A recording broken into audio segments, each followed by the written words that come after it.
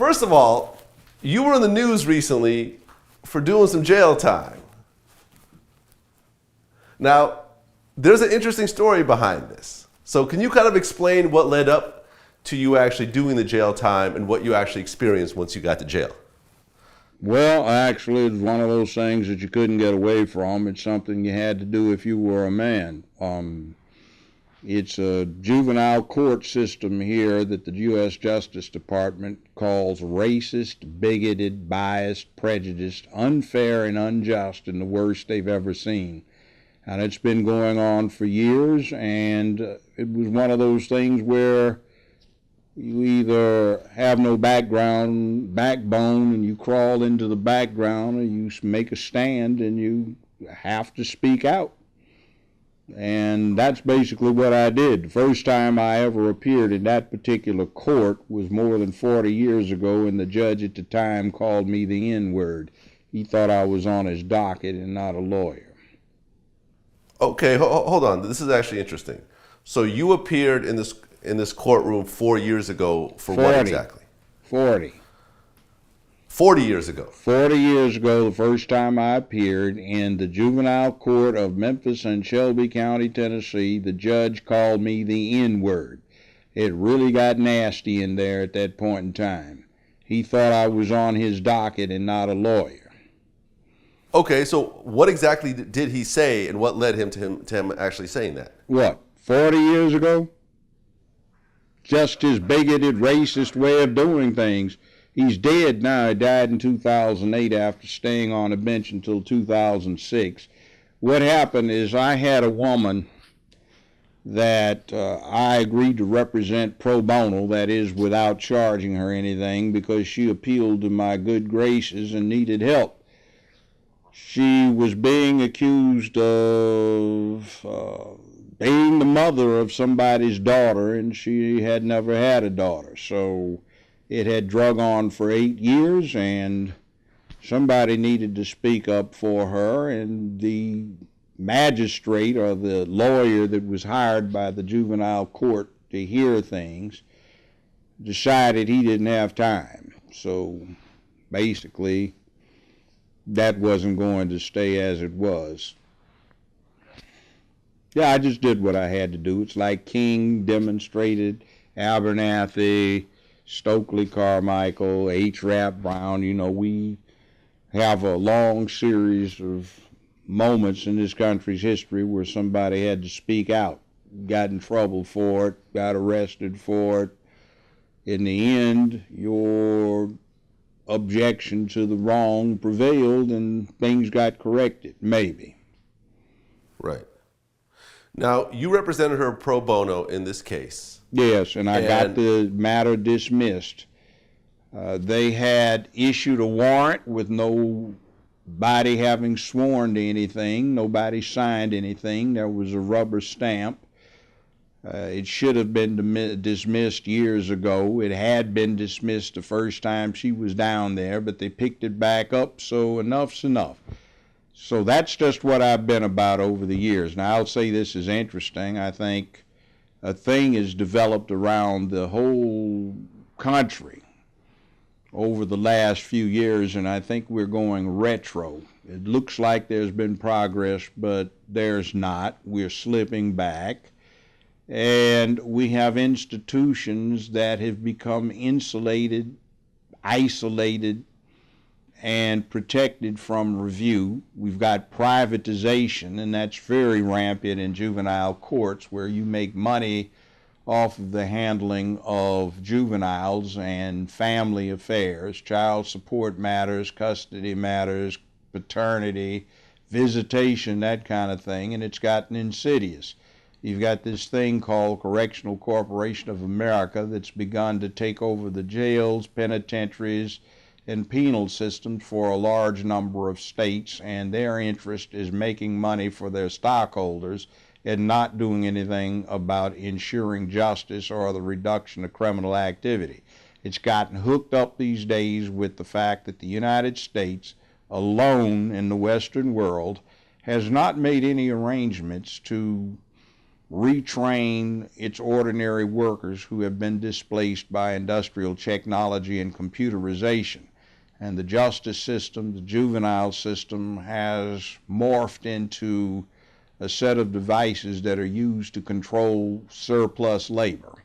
In other words, remove people from the job market, keep them from being employable, and open up opportunities for smart entrepreneurs to make a lot of money off of housing them in penal systems. So it's not very good. I want to get into all this, but I just want to set up the timeline of actually what happened in terms of your situation. So you represented this woman pro bono. You came into the court, and I guess something actually happened between you and the judge in the courtroom? There's no judge in the courtroom. There is a person named Harold Horne that got hired a few months out of law school back in the 80s because his uncle and the judge at the time were friends, and that's all he's done is sit down there and make rulings. The reason he even came into being is because the judge at the time dropped out of the 8th grade, and the state Supreme Court said he was literally too ignorant and educationally infirm to preside as a judge. So he collected the paycheck, and the taxpayers had to pay for 5 to 7 referees and special judges to do what he was elected to do but was not allowed to do. So this person started off as a referee. The title got changed to magistrate, but in essence he's just a lawyer who was never elected but was appointed by what is in effect a minor judge on the scale of things to have a lot to do with the lives of other people. Nobody has anything to say about him except this one judge. Every other referee in the county or magistrate in the county except this one has to be unanimously approved by every judge in the county. And in this case, one person gets to pick 7 referees or 5 referees or magistrates, depending upon what they're called, and they're just lawyers who are employed. They're exercising the power of judges, but unlike judges, they don't get elected and they're not accountable to anyone. Okay. Now, what actually happened in the courtroom between you and this magistrate? Well, I attempted to build my record for appeal, and he was cutting me off, and in 40 years, that's the first time that's ever happened. And he and I have not gotten along with each other for years and years, from the point he got out of law school, I guess, back in the 80s up until now. So I was appalled by what I saw. I had actually closed the court down myself when I was a judge some 25 years ago and made some changes, ordered them, and here they are. They just completely forgot about it, so they had gone back to the bad way. But see, this just, it's the kind of thing lawyers used to do all the time. It's gotten rare because we've got too many lawyers, and too many of them are not about practicing a profession. They are about trying to conduct a business, and they want money rather than taking advantage of their training to make it better for the people. So I'm committed to being called upon to make it better for people, and that's what I did. They wound up making me do 5 days in the county jail, and I had a whole cell block to myself. And quite frankly, I think I talked with most of the correctional officers out there at one time or another, and I recruited some of them to participate in a project with me to go out into the neighborhoods and keep the kids out of trouble. Mm-hmm. Now, was there some sort of argument that ensued between you and the magistrate during the proceedings? Well, considering that what I thought he was doing was just illustrating heightened ignorance, yes, it got intense, but on a scale of 1 through 10, based on what I've seen or been involved in over the last 40 years, it was about a 2.5. The Justice Department says they are just not used to vigorous advocacy down there, and the Justice Department faulted the lawyers for being too timid. So that's not what yours truly is. In fact, it was quite often that in front of me when I was a judge, lawyers would get a lot more intense than I was. I welcomed it if they were moving the issue along. And I said, good for you, that's what lawyers do. I never really found a lawyer in contempt in the 10 years I was on the bench, and this is the only time a lawyer has been locked up in this county in the last 50 years. Now, this character accused me of trying to start a riot in the courtroom. So that's just ridiculous. And it's the type of obfuscation that you can expect from an institution that the public has ignored but suffered under for a long time. It's autocratic and it's un-American. This particular court got sanctioned by the federal courts back in the 80s when they held that the judge down there was exercising powers that no judge in America is entitled to exercise, and held that if the allegations were proved, then the judge and anyone involved would be held personally liable to the people who were impacted. Now, that was relative to the judge. This is just, you know, you're supposed to be dealing with juvenile courts, then you get legislation passed so you can deal with paternity matters instead of the circuit or superior courts. Then you set child support instead of the circuit or superior courts. You get control of visitation. You get control of a number of things that are typically reserved for the courts that handle divorces.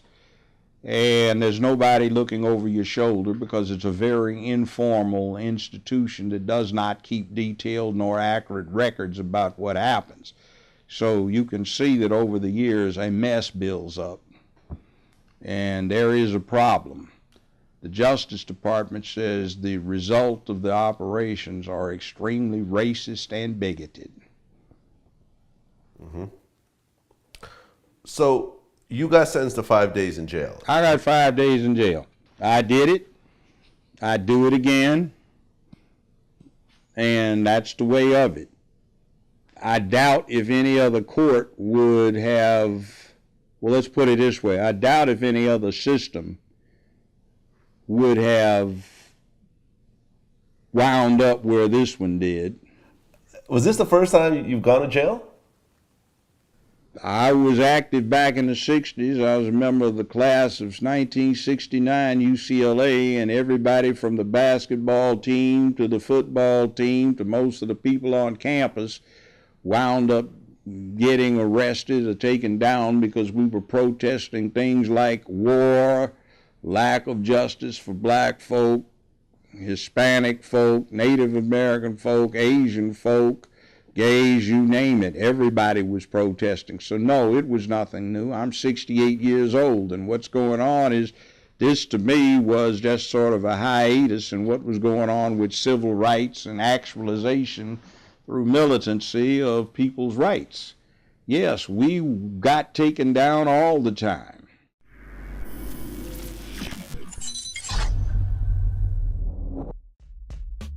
There was a mutual friend in Dallas who had worked with Lonzo in some capacity as a DJ.